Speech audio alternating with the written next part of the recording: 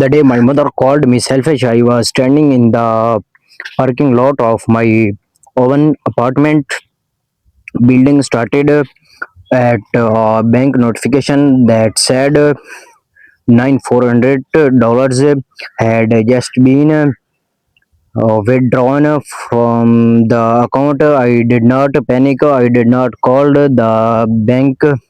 I called my mother.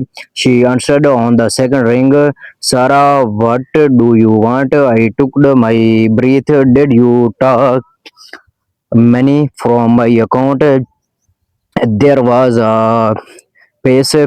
Then she said something I will never forget. You have plenty. Stop acting like everything is about you. That was the moment I realized something. My family did not think I was helping them.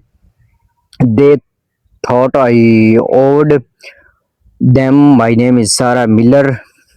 I am 32 years old, and for most of my adult life, I was the quiet one in my family. The daughter who worked hard, paid her bills, stayed out of trouble, and somehow became everyone emergency fund. My older brother Jason was the favorite. He had a beautiful house in Dallas, a wife, two kids, and a business that my parents constantly bragged about. My younger sister Emily was the spoiled one.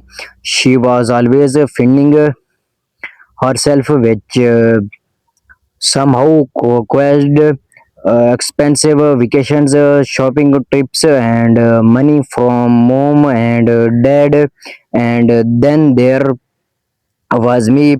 I worked in finance, lived in a modest apartment, drove a 10 years old Toyota, and did not complain much. So whenever someone needed help, they called Sarah. At first, I did not mind. When dad needed 150 dollars for a medical bill, I paid it. When mom's car broke down, I covered the repair. When Jason's business had a bad month, I sent him $3,000. When Emily said she could not afford her apartment, I quietly paid 2 months of rent. I never asked for nothing bank. I never even reminded them. I thought that's what family did. Over 4 years, I had given them more than $17,000. Then I started noticing something. They were not struggling. They were just spending my money differently. Mom would tell me the should not afford groceries, then post pictures from a $400 restaurant. Jason would tell me his business was doing, then buy a new truck. Emily once cried on the phone because she was completely broke. The 3 days later, I saw her Instagram story from Miami.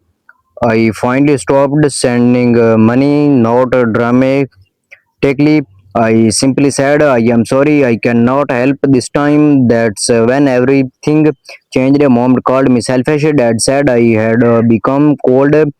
Jason told me I was forgetting where I came from. Emily actually laughed. You have always had money, she said. Why are you suddenly pretending you are poor? I did not argue. I just said okay. 2 weeks later, my mother invited everyone to dinner. I knew immediately something was wrong. When I arrived, Jason and Emily were already sitting at the table. Dad had a folder in front of him. Mom pointed to a chair. Sit down. I sat. Dad opened the folder. We have been causing your responsibilities as a daughter. I almost smiled. My responsibilities. Jason leaned forward. You make more money than any of us. Mom and dad are getting older. Emily needs help with her business. I have expenses with the kids. We need to know that we can count on you. I looked around the table. Count on me for what? Mom answered, for the family. I started at her. Then I asked, how much have I given this family over the last 4 years? Nobody answered. So I opened my phone. I had kept every payment, rent, medical bills, car repairs, business transfers, credit cards payments, groceries, insurance, everything. I placed my phone on the table. 17,430 dollars. The room went quiet. Jason looked uncomfortable. Emily crossed her arms. Dad shook his head. You are keeping score. No, I said. I am showing you why I am done. Mom immediately started crying. You are bonding your family. No, Mom, I am supporting myself from being used. Dad's face hardened. If you walked away from this family, don't accept us to welcome you back. I stood up. I think we have reached the point where there is nothing left to discuss. I walked out for the first time in years. Nobody stopped me, and strangely, I felt lighted.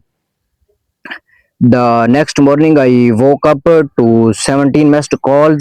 Then I checked my bank account. That was when I saw the nine $400 withdrawal. Someone had used my account information to pay several of my family's bills. I called the bank. They investigated. The payments had been authorized through an old account contacted to my parents' address. My stomach dropped. Someone had been accessing my financial information without my permission. I called mom. That's when the said the words that changed everything. You have plenty. Stop acting like everything is about you. I did not yell. I did not threaten her. I simply said, Mom, I am going to let the bank handle this. She hung up. 3 days later, the bank confirmed that several transactions were unauthorized. My attorney sent my parents a formal notice. Suddenly, everyone wanted to talk. Jason called first. Sarah, this has gotten was too serious. We are right. We are family.